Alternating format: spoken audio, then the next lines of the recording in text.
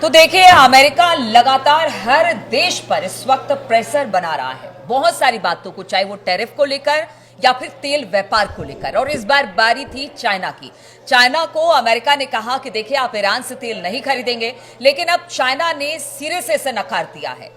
और क्या कुछ कहा है नकारने के बाद चाइना ने ईरान से तेल व्यापार को लेकर। बातचीत करने के लिए मयंक मेरे साथ है। मयंक, ये बड़ी बात है, कभी वो भारत को कहता है कि आप ईरान और रूस से तेल नहीं खरीदेंगे, कभी वो चीन को कहता है, लेकिन चीन ने अब मना कर दिया है। क्या कुछ अमेरिका की तरफ से चीन को कहा गया और चीन की तरफ से किस तरह का जवाब? अभी इसको हम चर्चा शुरू करें, लेकिन उसके पहले जो अमेरिका के हालात हो गए हैं, हाँ। तो वो ऐसा लगता है कि ईरान से मुंह की खाने के बाद जो है, अब वो ईरान अमेरिका के दबाव में कोई आने को तैयार ही नहीं है। हाँ। ना भारत आने को तैयार है, ना चीन दबाव में आने को तैयार है, और रूस की भूल जाइए, और ईरान का तो सवाल ही नहीं है। अब देखिए, नया जो है वो कंडीशंस रखी गई थी अमेरिका की चीन के सामने, और ये कहा गया था कि हम आप पे 100% टैरिफ लगा देंगे, बदले में आप ईरान से और रूस से तेल खरीदना, कच्चा तेल खरीदना बंद कर दीजिए। ठीक है। ईरान की तरफ से, ईरान के विदेश मंत्रालय की तरफ से बयान आया है। उन्होंने अमेरिका की इस मांग को सिरे से खारिज कर दिया है और साफ मैसेज दे दिया है कि ईरान से जो हम तेल खरीद रहे थे, वो तेल वैसे ही खरीदा जाता रहेगा, आपको जो करना है कर लीजिए। देखिए, विदेश मंत्रालय चीन के जो है, उनकी तरफ से जो बयान आया है, एक्स पर उन्होंने पोस्ट लिखा है, उसमें कहा है, चीन हमेशा देश हित को ध्यान में रखते हुए अपनी ऊर्जा जरूरतों की आपूर्ति सुनिश्चित करेगा। चीन ने कहा कि दबाव बनाने और जबरदस्ती से कुछ हासिल नहीं होगा। चीन अपनी संप्रभुता, सुरक्षा और विकास हितों की दृढ़ता से रक्षा करेगा।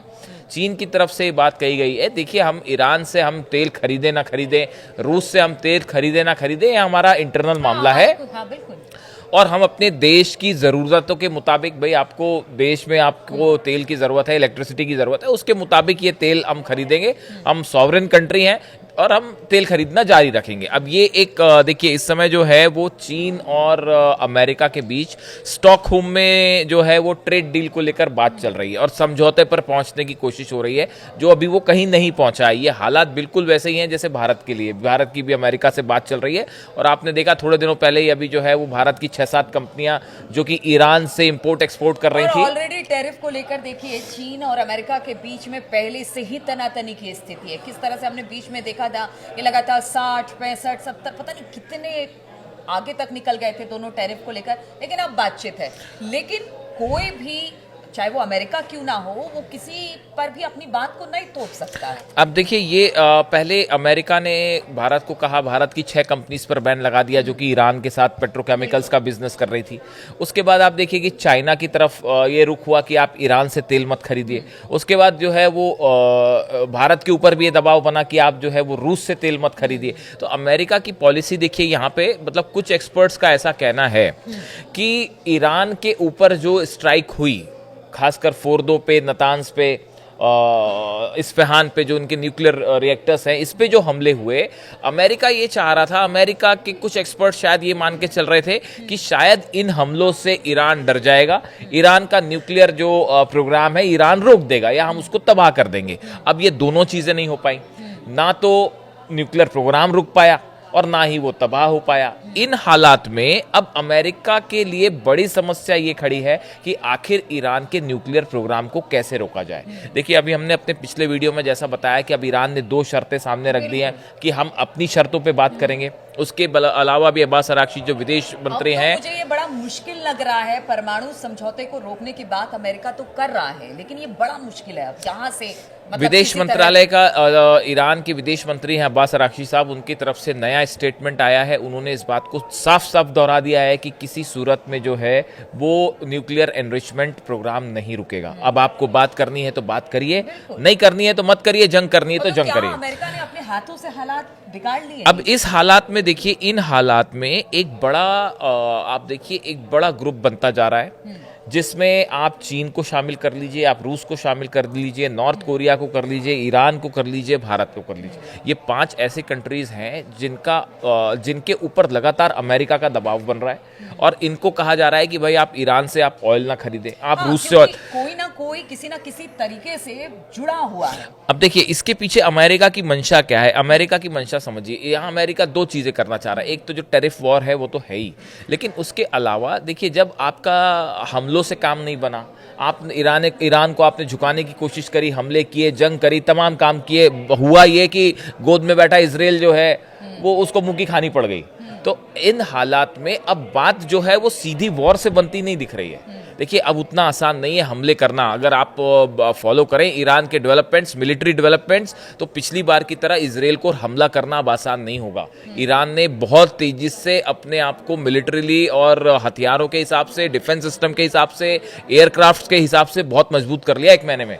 बिल्कुल। और एक बात यहाँ पे और जोड़िए, क्योंकि देखिए अमेरिका सुपर पावर की बात करता है, ठीक है, वो दबाव बनाता है, लेकिन क्या अब जिस तरह के हालात पीछे हमने देखा कि आपने हमला कर दिया, आपने भुखमरी जैसे हालात बना दिए इसराइल के साथ मिलके, बहुत सारी चीजें मिलकी, लेकिन फिर भी दबाव नहीं बना। क्या अमेरिका दबाव नहीं बना पा रहा है, या कह लीजिए कि अब पॉलिसी फेल है। सुनने को कोई हाँ, तैयार जो नहीं है। एक हेजेमनी वाली बात थी कि हम दबाव बना के काम करवा लेंगे, तो वो जमाने लद गए, अब वो दिन लद गए। और इसका देखिए इसकी स्टार्टिंग जो है वो ईरान से हुई। मैं बार बार ये बात बोलता हूँ, बहुत से एक्सपर्ट ही मान के चल रहे हैं, और ईरान ने जो अपने दम वाली बात है ना, अपने दम पे अकेले चुनौती दे दी इजराइल और अमेरिका को, वहां से हालात बदल गए, वहां से एक माइंडसेट चेंज हो गया। जो बाकी के देश है उन्होंने देखा कि ईरान जो है अपने दम पे इनको जो है इनके ऊपर हमले कर रहा है, अपने इनसे युद्ध के लिए तैयार खड़ा हुआ है, वहां से एक माइंडसेट चेंज हो गया।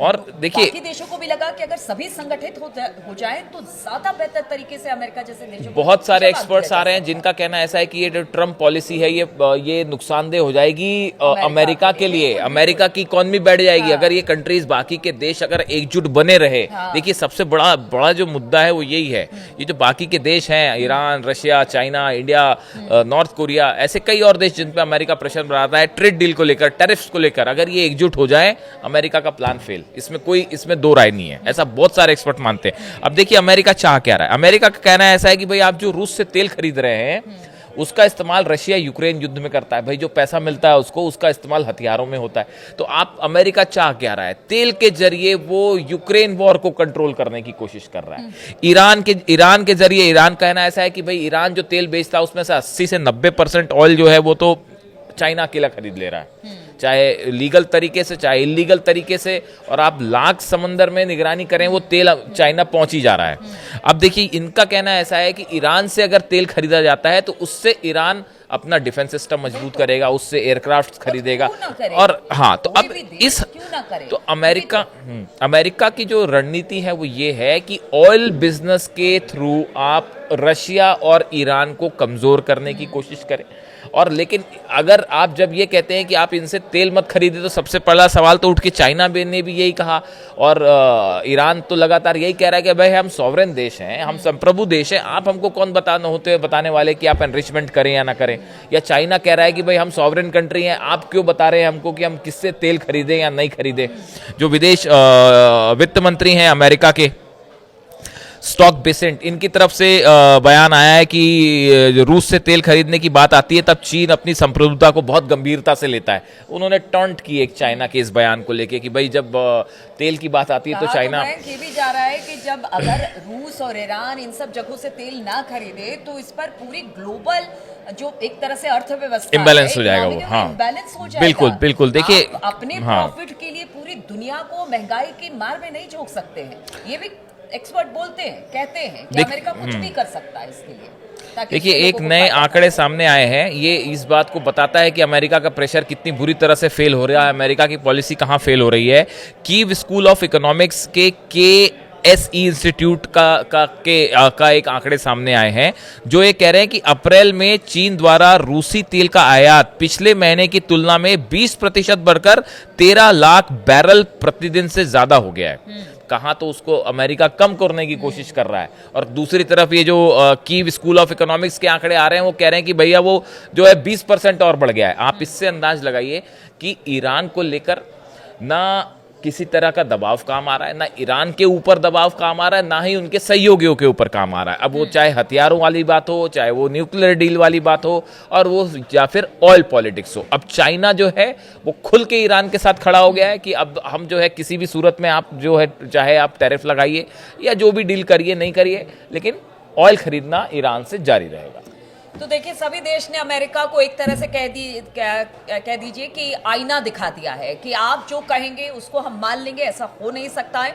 अगर आप अपने राष्ट्र की बात करते हैं, अमेरिका फर्स्ट की बात करते हैं, अमेरिकन फर्स्ट की बात करते हैं, तो हमारे लिए भी हमारी आवाम, हमारी जनता बहुत मायने रखती है और हम अपनी जनता को हितों को लेकर ध्यान में रखकर ही कोई फैसला लेंगे। और इसीलिए अब चाइना ने भी, पहले भारत ने और अब चाइना ने भी कह दिया है कि वो ईरान के साथ तेल व्यापार बंद नहीं करेगा। तो इस तरह की खबरों के साथ हम दोबारा से आपसे जुड़ेंगे और चर्चा करेंगे, लेकिन फिलहाल इस चर्चा में शामिल होने के लिए आपका बहुत बहुत शुक्रिया।